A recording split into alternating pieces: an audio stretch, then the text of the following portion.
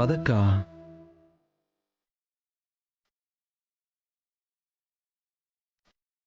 బాబాయ్, సారీ బాబాయ్. ఎన్ని చెప్పినా నేను బాబుని మీ దగ్గర నుంచి తీసుకోకుండా ఉండాల్సిందే.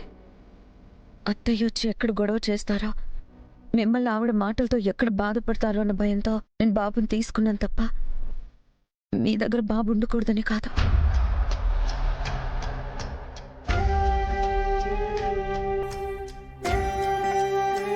తండ్రి లేని లోటు తెలియకుండా పెంచారు బాబాయ్ మీరు నన్ను.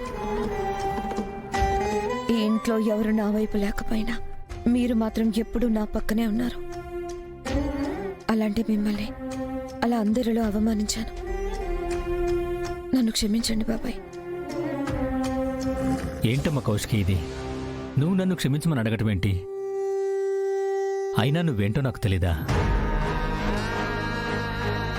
మీ పిన్ని వాళ్ళ మాటలు ఎందుకు పట్టించుకున్నావు? వాళ్ళకి మాట్లాడడం తప్ప ఇంకేమీ రాదు. పిన్నన్న దాంట్లో కూడా నిజాలున్నాయి కదా బాబాయ్. నేను అత్తయ్య మాటలు వినకుండా ఉండాల్సిందే. ఆవిడ జైలుకి వెళ్ళడానికి కారణం మీరేనేమోనని మిమ్మల్ని మీరు శిక్షించుకుంటున్నారు వదినా.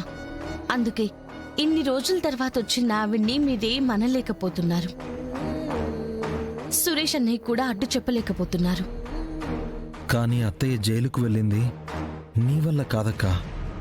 ప్లీజ్, జరిగిన దానికి నిన్ను నువ్వు బ్లేమ్ చేసుకోకు. నా బాధ జరిగిందని కాదమ్మా, రేపు జరగబోయేదానికి. ఆ ఒక్క కాగితం ఈ ఇంట్లో ఆనందాన్ని, సంతోషాన్ని నిర్ణయించబోతోంది.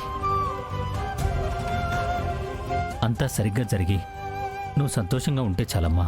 మీరేం టెన్షన్ పడకని మావయ్య గారు. దేవుడు తల్లిని బిడ్డని వేరు చేయడు. బాగా లేట్ అవుతోంది, పడుకోండి నాన్న. అక్క, మీరు కూడా రండి. దాత్రి, వెళ్దాం పద. పదండి మావయ్య గారు. పదమ్మా.